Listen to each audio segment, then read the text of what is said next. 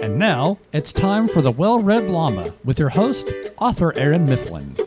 Hello, listeners. I'm so pleased to bring you our author guest today. I've talked before about how Christian fiction encompasses a wide range of genres and stories. 30 years ago, you might only be able to find Christian fiction in Amish romances or prairie tales, but today you can find Christ-centered stories in many varieties. Our guest today is Chawna Schroeder, an author of fantasy and outside-the-box stories. She has a brand new release that is inspired by classic literature, and I can't wait for her to tell you about it. She also writes some nonfiction, which we'll talk about too. While I confess fantasy might not be my favorite genre, I do enjoy a well-done story that engages me and brings me into their world and makes me think about things in a new light. I know many readers love fantasy, and often it's especially a draw for young adults. So if you enjoy it, or if you know someone who does, pay a little extra attention here. I hope you'll check out Chawna's stories. Before we begin, don't forget to follow me on Facebook or Instagram at author Erin Mifflin to stay up to date on my writing news and also learn who we'll be interviewing next. If you enjoyed today's guest, we have another similar story style coming up soon, so stay tuned for that. Now, let's bring in our guest. Hello, Chawna, and welcome. Hi, Erin. Now, your book, Illuminary, just released last week. Can you tell us what it's about? I would be glad to.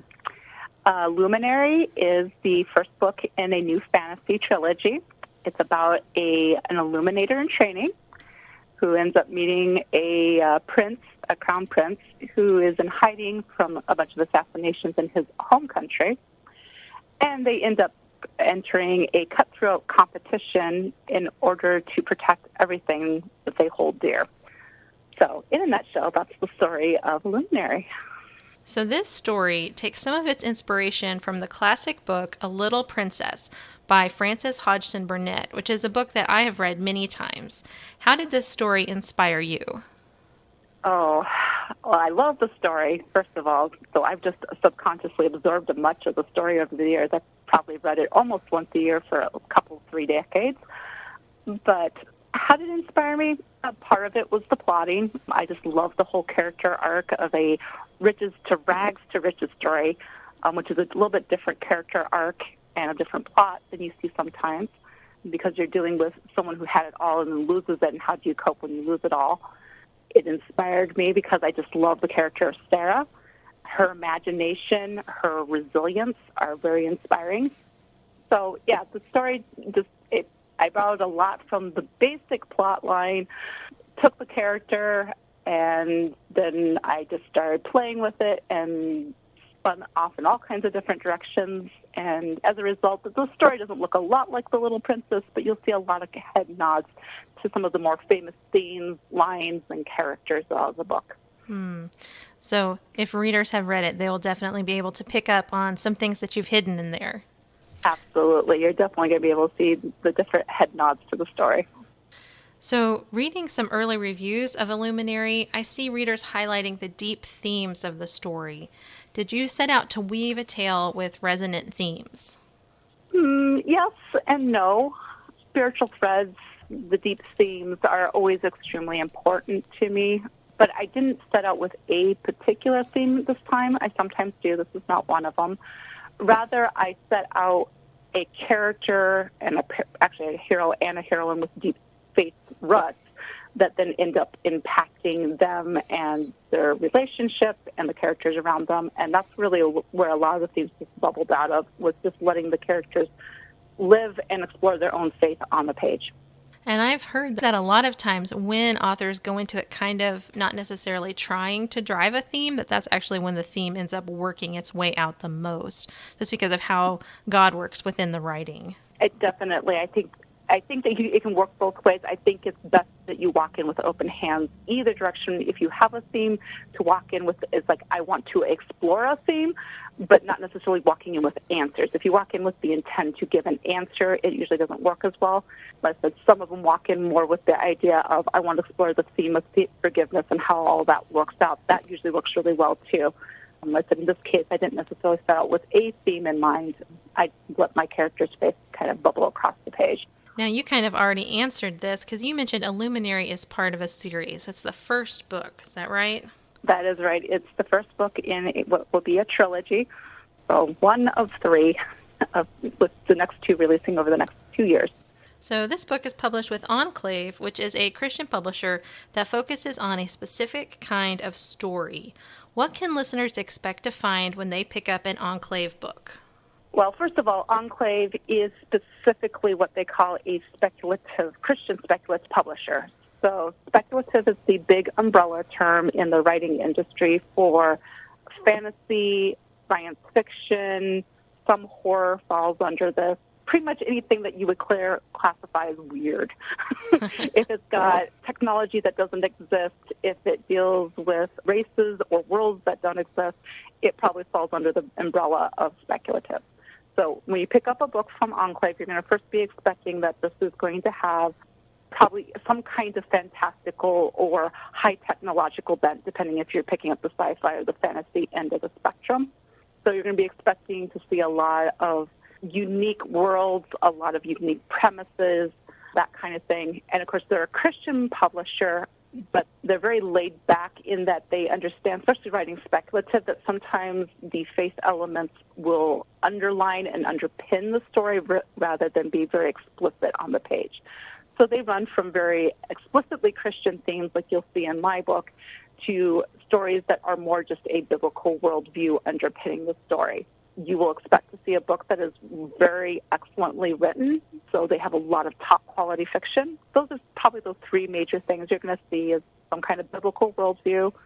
You're going to see the strange, the weird, the odd, the high-end tech, the fantastical, and you're going to see something that is just a really well-crafted story with great plot and characters that are intriguing, complex, compelling in some form.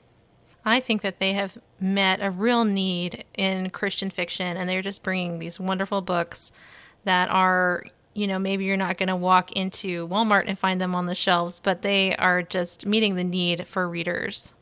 Oh, absolutely. There's not too many publishers that will handle the speculative genre because it's a really hard genre to market, and it requires some specialty tactics as a whole. It's often been viewed with suspicion in the market from the Christian side of the table, so it's always been a hard sell. So yeah, Enclave has stepped in and tried to provide a home. In fact, if you look into some of the origins of Enclave, Steve Lobby, who is the head publisher for it, that was part of the reason why he wanted Enclave, is because he wanted to give these fantastical stories a home. Now, Illuminary is not your first published book. You have two others in print. And what are they about? My first novel was Beast. That one is very hardcore YA type story. It is a fairy tale styled fantasy about a feral child who's been raised among dogs, and she ends up becoming prey in a royal hunting tournament because she's the ultimate prey, being with a human mind but animal instincts. So that would be Beast. That was my first one. The second one is called The Vault Between Spaces. This one has more of a World War II, Cold War vibe instead of the traditional medieval feel that we often associate with fantasy. That one ends up following a young girl who intentionally gets herself arrested so that she can escape from a prison camp that is reputed as inescapable. Okay. So she is willing to take on that challenge. Yeah, she had to take on that challenge for a very specific reason. There's another character that she's trying to help out. So she deliberately ends up there trying to help him get where he needs to go to kind of kick him back into gear because he's kind of stepped away from life and doesn't want to deal with the world that he once dealt with. So. Okay, that's very intriguing. Now, you've also written nonfiction, including some high school curriculum that can be used to teach discernment through intensive Bible study. Where can listeners find out about your nonfiction? The primary place they'll find my nonfiction is on my website, which is ChawnaSchroeder.com. I have a tab specifically marked as nonfiction, so if you click on that, you'll find all of the nonfiction work I've done over the years. So that's the primary place you're going to find it. I only sell it personally.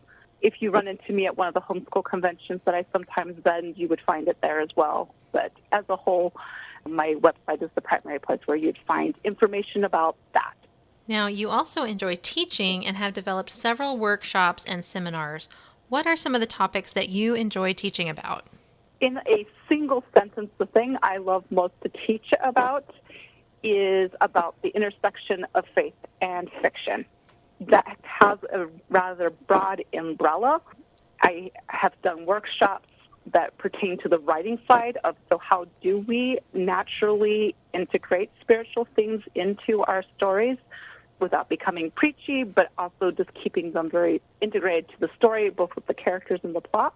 I will also teach that topic from the reader side. So like when I do homeschool conferences, I will often teach like parents, talking about how does our faith impact how we read, dealing with that discernment topic again of how do we discern what we're reading to understand, how does our faith impact what we read, how do we be careful in taking the right kinds of things that we read so that we don't end up accidentally poisoning ourselves with the wrong kind of work, that kind of thing. So I love talking about the intersection of fiction and faith. Although I will also do both of those topics separately. I love to teach Bible stuff. I have a Sunday school that I actually write and teach once a week, and I love talking about books. I can talk books all day long if you want. Yeah, I think many writers could do that. I mean, that's why we do this, right? I think it's part of it, but I seem to be worse than some writers. I laughingly say that story is my crack. It actually puts me on an adrenaline high when I talk about it. I'm like one of the few people who cannot read before they go to bed, as much as I would love to be able to do so. It would just keep you up, huh? It'll keep me up. Absolutely. It takes me about 30 minutes to wind down after I stop reading. Now, when you and I met in person, we were carpooling together to a writers' conference. And for any writers who might be listening, do you recommend writers' conferences and getting involved in the writing community? Again, a simple answer, yes. Now, you don't have to get involved in a really large writing community, but writing does tend to be a pretty lonely occupation with some pretty strong emotional and psychological pulls on the writer, things that non-writers don't always 100% understand, even if they live with said writer. So, yeah, getting involved in a writing community of some sort, I think, is immensely helpful. It's just having somebody else to say, yes, that's normal, you're going to make it, you're going to get through to the other side. As for the conferences, I have found them invaluable over the years just because I think we need to keep learning. I think we need to keep growing. I mean, a lot of other occupations and other professions require continuing education. I don't think writing should be any exception to that, and conferences are a great way to get that learning as well as connecting with that larger writing community. I completely agree with you. I have never gone to a writers' conference that did not end up being like the highlight of that year. It's just such a good time to be with other writers and to continue learning and just connect. And the ones that I've been to are also Christian conferences where they are, trying to feed you spiritually as well as promote your growth as a writer. Yeah, I love the Christian writing community because they do. In the ideal and the best cases, I love how they do tackle it from both the regular side of writing as well as connecting that with our spiritual, because it's important. It's kind of hard to write good spiritual, deep, resonant themes that we talked about earlier if we are malnourished spiritually ourselves. So having that extra boost of feeding is often very helpful. Yes, and on that topic, I wanted to take a little time out here and do a little plug for the American Christian Fiction Writers Conference, which is coming to Springfield, Missouri, which is very close to me. So I was very excited when they made that announcement. So if any of you are thinking about the story that might be inside of you, that you are wondering, how do I bring this story out onto paper? Or if you've started writing but you're not sure what to do now, American Christian Fiction Writers would be a great place to go for that. And like I said, their conference is in September of this year in Springfield, Missouri. So to find out more information, you can go to acfw.com. Yeah, absolutely. It's a fabulous conference. I've attended well over a dozen times. So it's a good, solid conference. You get a lot out of it. Yes. Now, back to you, Chawna. On your website, you have trivia listed about yourself, and one of them is that you sing in your sleep, and I've actually been told that I do this too. So what have you been known to sing? Actually, I have no idea. My family won't tell me what it is I actually sing in my sleep. I'm assuming it's nothing too particularly raucous. I'm assuming hymns probably is one of the things that come out of my mouth because I've been known to fall asleep singing it inside of my head. So I'm assuming that may have come out of my mouth at some point. But no, the ones that claim to have heard me sing in my sleep haven't actually told me what it is I exactly sing. So I don't know if they're afraid to tell me or if it was unrecognizable, but I don't know. I have no idea what I sing. Okay. Well, when I shared a room with my sister, she would tell me that sometimes I would sing in my sleep. And so I asked her, I said, well, what was I singing? And she said, well, mostly you sing church songs, but one time you did sing Over the Rainbow. Well, I could think of a lot worse things to be singing in your sleep. So, Yes. I mean, at least that's soothing music to listen to someone sing in their sleep, maybe. Right. So I don't know if that's something that I've outgrown because that was several years ago, but yes, that's kind of funny. Now, you also list some of your hobbies on your website, and some of them are spinning, weaving, crochet, sewing, and cross stitch. So what do you love about working with textiles? Oh, well, first of all, it's creative work, and I'm a very creative-bound type person. Writing is not my only outlet for that. So creativity is just important to me. I think I like textiles because unlike like my writing or like music, which tend to be a lot of auditory for me, textiles are very tactile. They're touch-oriented. I love the feel of handling thread and fiber and fabric. And there's so many textures with them. I love the tactile nature of it. I also love color play.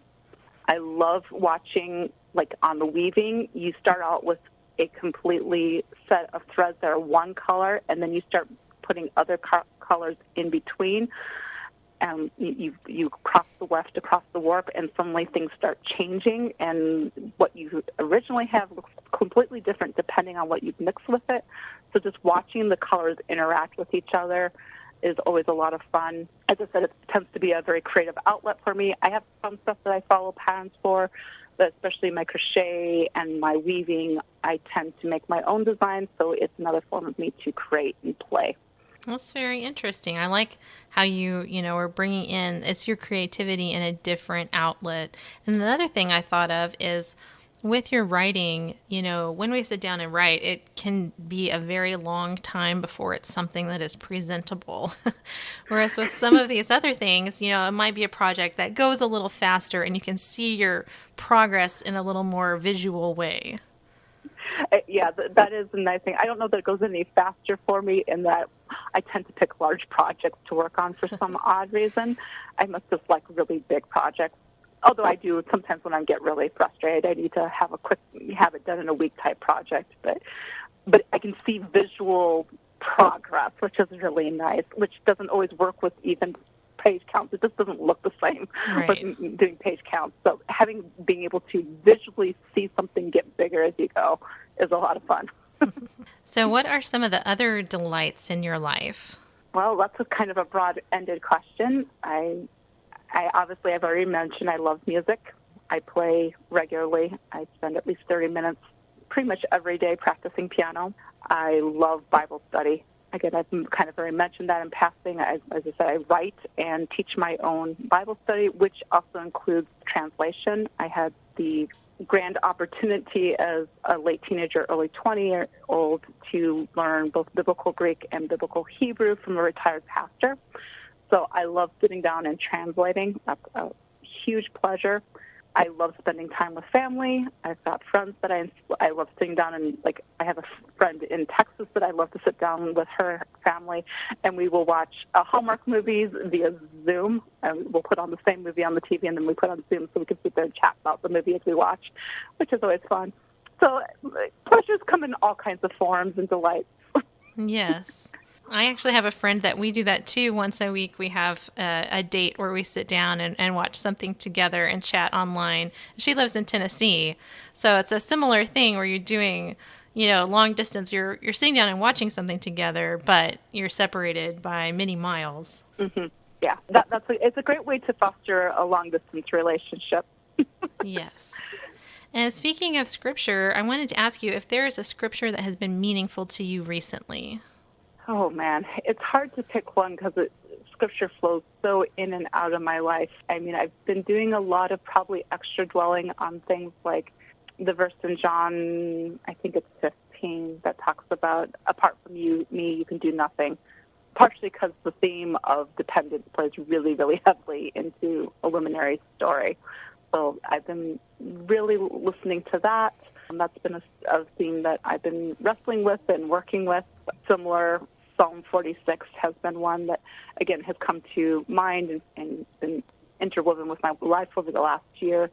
Again, partially because of the story I'm writing, partially because of where I've been in life. Just that reminder that just to be still and remember that God is God and He will be exalted in the end. Other scriptures, I've been teaching my way through the book of Habakkuk, so those scriptures have been very meaningful as I've been dealing with various things in my life, especially as we've gotten towards the end of the book. So, yeah, it's hard for me to pick a single verse or even a set of verses just because, like I said, there's so much scripture that weaves in and out of my life on a regular day-to-day basis. Yes. Yeah, that's not a bad answer. That's a good answer. Now, one of the things you do on your social media is post black and white lines and shapes and ask people to tell you what they see. So what inspires these images? My Thursday doodles that I've gotten hooked on doing, partially for my own personal amusement, partially to explain what they are. It actually comes from a teacher that I had in elementary school. She would do a piece of poster board, and she would create a square with random black and white images in it that were very geometric. And she'd post it on the wall, and she would challenge us as a creative exercise to find how many different things we could see in that image in a month's time. And the goal was to fill up that poster board with answers and make sure that, we can't duplicate each other's answers. So when I was starting doing things on my Facebook page, I loved provoking creativity. Obviously, creativity is a very important thing. So I kind of, out of self-amusement, decided I would start putting up these similar images. Some of them are probably harken back actually to those original ones that my teacher did. And since then, since my memory is not that good, a lot of where the actual images come from is me just looking around the world and trying to see the world in block shapes. So it's like, where's an interesting pattern in the world?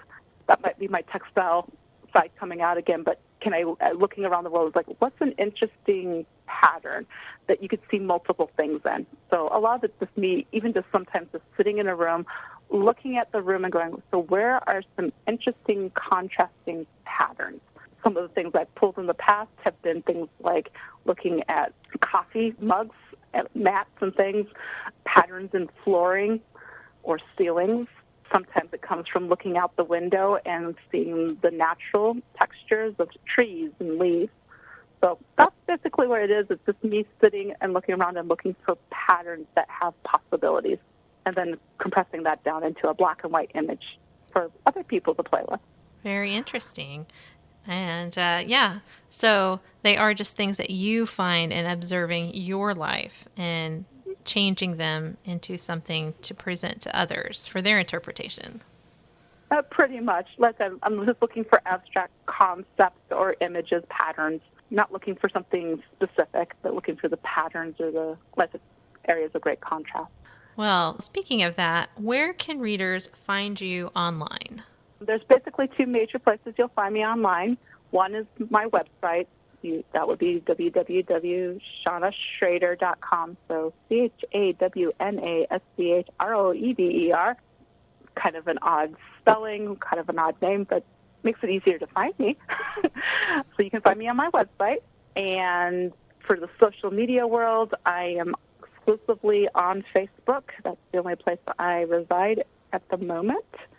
and that is Chawna Schroeder Author is the page that I have, my public author page. So Chawna Schroeder Author on Facebook or chawnaschroeder.com for my main website. Those are the two main locations and that you'll find me hanging out. All right. Well, I hope listeners will go check those out and that they will find places to read your books. I hope so, too. I think the Christian speculative community has much to offer to a lot of readers. So I do hope that they find maybe in my book a good branch into a world that they might not be familiar. So, but thank you. Thank you for having me, Erin. I greatly appreciate it. Oh, you're welcome. Readers, I hope you will go to Chawna's website and check out her books. Don't forget that's Chawna with a CH, CHAWNA, and Schroeder is SCHROEDER. And I guess I had never heard her pronounce her last name. At the beginning, I was saying Schroeder, which is what it looks like. And so even though we have met in person, I don't think I've ever heard her say her name, but I have now. So now I'll make sure to pronounce it correctly. And if you are interested in other fantasy books, definitely go look up Enclave Publishing. Also, my favorite fantasy author is Sharon Hink, who happens to be another Minnesota author and a friend of Chawna. Sharon has two series called The Sword of Lyric and The Dancing Realms, which have both won a lot of awards and are top-notch. And so if I were to promote Christian fantasy, that is definitely one that if you like Chawna's books, definitely go check those out. So keep listening to this show to learn more about other authors and stories that break Christian fiction stereotypes. I can't wait to introduce them to you. I hope you'll take a moment to follow me on Facebook or Instagram at author Erin Mifflin, or go to my website at authorerinmifflin.com to sign up for my monthly newsletter. I would be happy to have you along for my journey. Until next time, happy reading! Join us next week for another episode of The Well-Read Llama with your host, author Erin Mifflin. If you'd like to find out more about author Erin Mifflin, visit her Facebook and Instagram accounts.